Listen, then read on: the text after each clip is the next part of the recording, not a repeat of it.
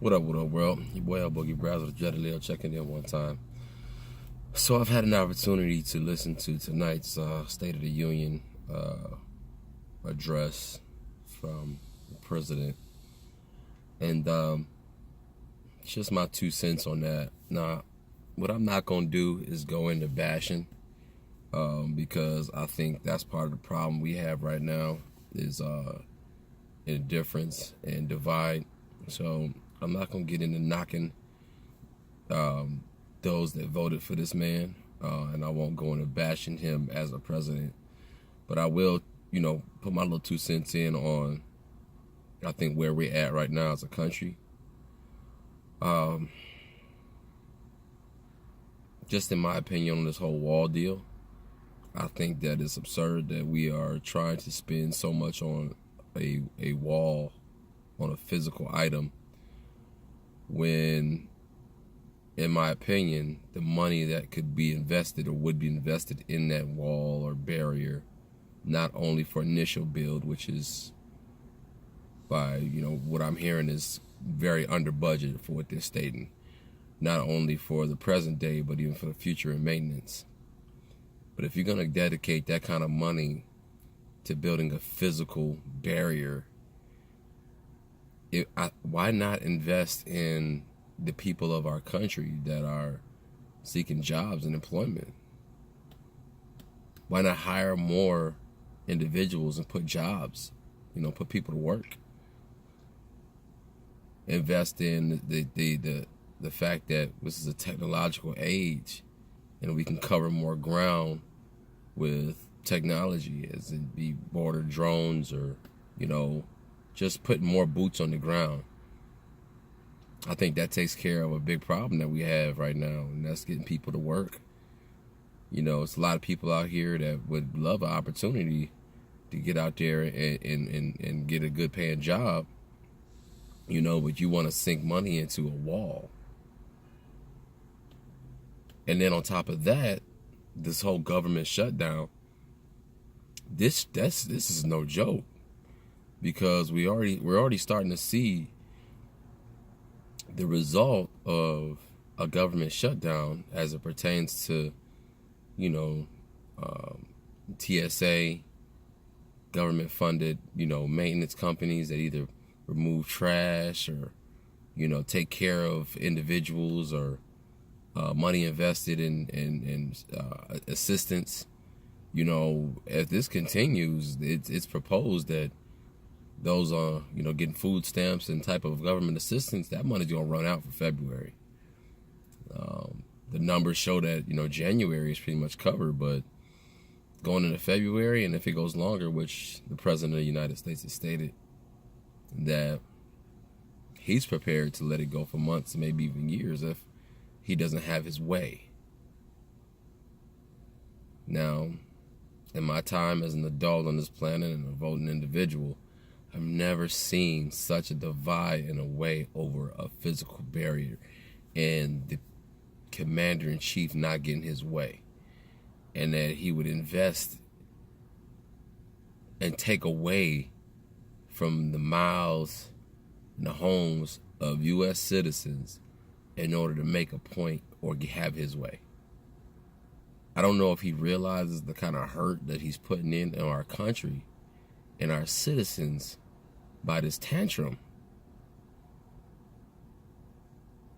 We sit and we listen to a lot of the information that is spewed out, and when you look at the facts, now, I'm no reporter or whatnot, but I listen, and I listen to different multiple, news outlets, and they start stating the facts by the numbers, talking about how much or how many individuals come in through the borders that potentially pose a threat, and the numbers just don't match up. After listening to this speech, what I hear is the kind of fear-mongering that is used to try to convince the general public to see things your way, solely based on fear, not fact. The use of words in that speech, and the emphasis is the same as when, the American government was trying to, outlaw marijuana so many years ago, and they talked about how Mexicans were coming over with the marijuana during the Great Depression, and they were coming over to rape and get high on marijuana and get crazy and rape your women and all this. It's the same tactics. They want to make you fear.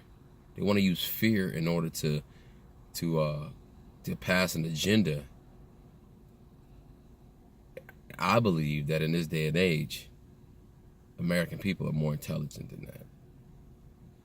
Even if initially those that did vote for our president thought that he may have good intentions in his running, at this point, I think it's obvious that this is a personal agenda. This is a feat of arrogance, something to put his name on. I think there would be more cost in putting up this barrier than solution, when there are other solutions that, are when we can explore different options, But it's if this whole shutdown continues, you can expect that things are gonna get worse before they get any better. You can expect that people who require government assistance, despite their efforts, are going to start feeling it. Even people that don't get government assistance, government paychecks, when they can't feed their families, you're going to see heads spin and you're going to see people hit the streets. And it's my belief that we have never been in a time like this before where, on this basis, that the American people as a collective are going to get hit. I don't care what your demographic is. If you start taking food out of out of homes and income out of homes over something as silly as a barrier, I don't know if American people are gonna stand for that. I know I wouldn't. But it just brings us to show that who we have in our our Oval Office, and the lengths that individuals will go to push an agenda. So I pray that some kind of agreement has come too soon, because on the collective, it's gonna get bad. Let February roll around and people are still without that assistance or paychecks, and let it run into February, because the numbers show that the money's just not there. We're already in debt as a country. Now you're about to put people in a hole. You're going to put people in a hole that it's going to be very difficult to dig your way out of. I don't know what the solution is, but, wasting billions on steel and concrete, it just doesn't seem wise when there's so many people. You talk about inflow of drugs and crime and whatnot coming across the border. What about the drugs and crime that's already here? What's being done to reinforce law enforcement training that keeps black men and black boys from being gunned down? What's being done to keep citizens from being robbed and broken into, and women and girls and children being raped, law enforcement officers being killed, by people, doing wrong? Why aren't we focused on that? It sounds like I said, fear-mongering to press an agenda that really takes away from the bigger problem that's already here, instead of trying to figure out some way to keep people out based on their demographic and the country they come from. I think you fight an uphill battle. I say start here in our own country and fix it from the inside out instead of working from the outside in. Because the way this is looking, we're going to be stuck on the inside, on the outside, trying to fix a problem that will never go away. Drugs and influence and crime or whatever from other countries will always be there. until they clean up their end. But why don't we start with policing our own streets and feeding our own? Giving, what about our homeless veterans? What about the hungry children? What about education? What about these matters that really matter versus the doggone wall, a border? I think a lot of time and energy is being wasted. A lot of Americans are going to get hit by this hard, if not already. And I just think that we're not in good hands as it pertains to the leadership of our country right now. And that's just my opinion. I am an American. I'm a proud American. I probably served. But I do have an opinion.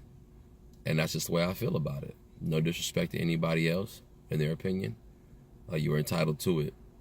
But I don't think that what's on the table right now is a solution to the problem. I think there's bigger issues that need to be addressed.